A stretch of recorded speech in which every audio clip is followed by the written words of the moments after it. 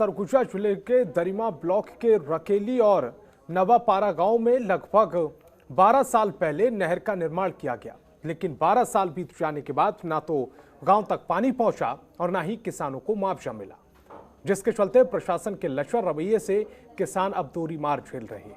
वहीं इसके चलते किसानों ने कलेक्टर को ज्ञापन सौंपा है और जल्द ही जल्द मुआवजा देने की मांग की है।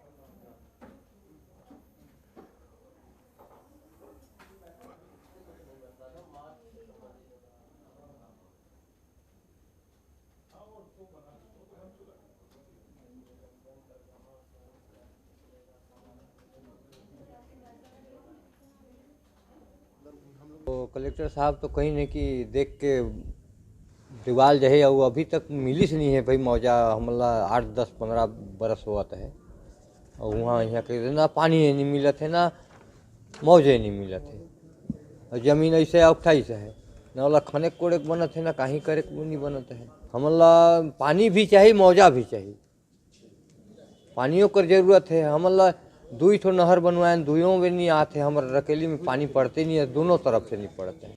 हम लोग कलेक्टर महोदय को इसलिए आवेदन देने आए थे क्योंकि हमारा ग्राम जो रकेली है कुनिया कला है और नहर 12 से 15 वर्ष पहले बना था और उसका न तो आज अच्छा से पानी किसानों को मिल रहा है और ना ही मुआवजा मिला है। और हम लोग मुआवजा के संबंध में ही आए थे शासन प्रशासन से निवेदन करने की उनको जल्द से जल्द मुआवजा मिल जाए और हमारे किसान भाई लोग खुशी जाहिर करें। जिला पंचायत अध्यक्ष के नेतृत्व में कुछ ग्रामीण आए हुए हैं। उनका रकेली नहर जो उसका रकेली नहर का भू अर्जन हुआ है उसमें मुआवजा के प्रकरण में उनका विषय था कि उन लोगों को जिनकी ज़मीन गई है उसका उनको मुआवजा नहीं मिला है। तो उस संबंध में हम लोग अभी फाइल मंगवा के देख रहे हैं कि धारा 19 बताया जा रहा है कि धारा 11 का प्रकाशन हुआ है, उसके आगे कार्रवाई नहीं हुई है।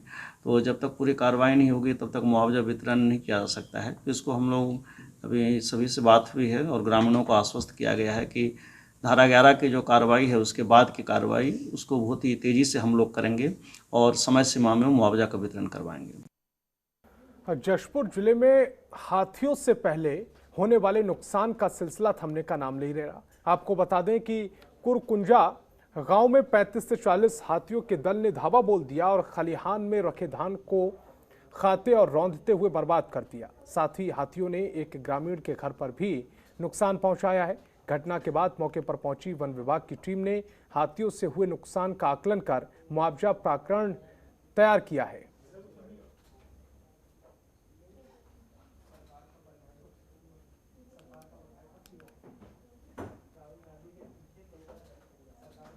हमारे ग्राम पंचायत कुरकुंगा में 3, साढ़े 3 बजे के बीच में लगभग 35 से 40 हाथियों का दल, जिसमें शावक भी शामिल थे, आया और यहाँ पर पास में मुन्ना राम चौहान का मकान है। कच्चा मकान है उनका एक साइड में और पीएम आवास है एक साइड में। तो पीएम आवास का भी खिड़की दरवाज़ा तोड़ के हाथियों ने धान खाने का प्रयास किया और कच्चे मकान को तो काफ़ी नुकसान किया है। और यही नज़दीक में एक और किसान हैं, तेलेस्फोर तिर्की करके हैं, जिनका लगभग 6 गांज रखा हुआ था। खनियाल में 6 गांज रखा हुआ था। 6 गांज को उन्होंने हाथियों का दल ने खाया पिया और नष्ट किया है। लास्ट में जैसे उनको पता चला तो मसाल वगैरह जला के हाथियों का दल को भगाया है। और धमतरी में इन दिनों अवैध प्लॉटिंग धड़ल्ले से हो रही है। आपको बता दें कि अवैध प्लॉटिंग के चलते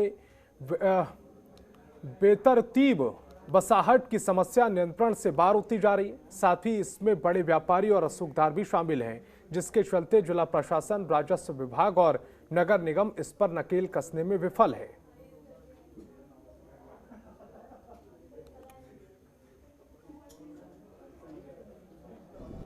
ये जो दौर है, इस दौर में ठग का मामला या लोगों को धोखा देकर राशि हड़पने की मामला बहुत सारा सामने आ रहा है। जहाँ तक अवैध प्लाटिंग का मामला है, जब रजत बंसल साहब यहाँ जिलाधीश थे उस समय पहली बार धमतरी शहर में अवैध प्लाटिंग के खिलाफ कार्रवाई होते दिख रही थी और बहुत जगहों पर अवैध प्लाटिंग का निर्माण कार्य को रोका गया था।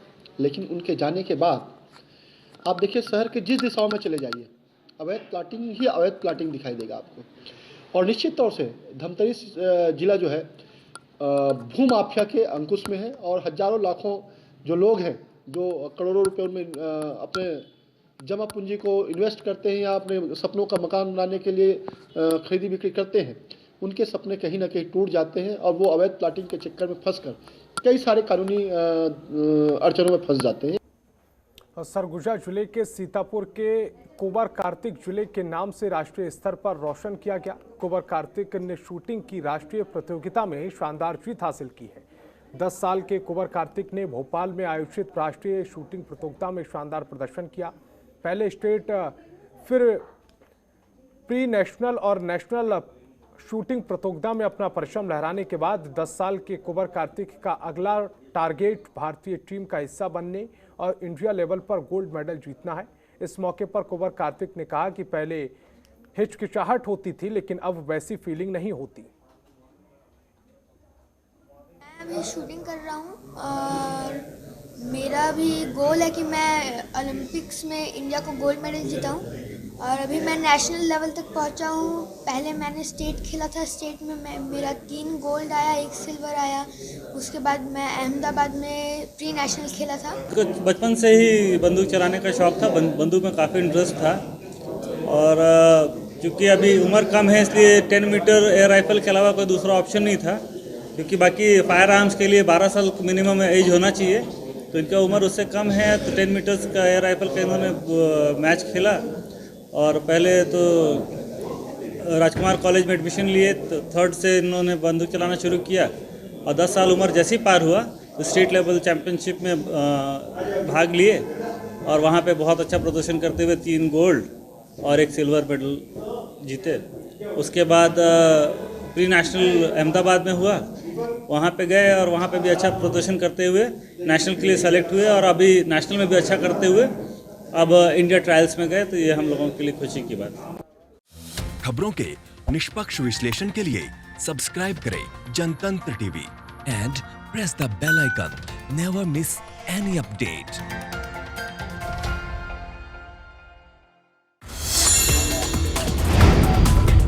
Download the Janatantra TV app, available on Google Play and App Store. Download it now.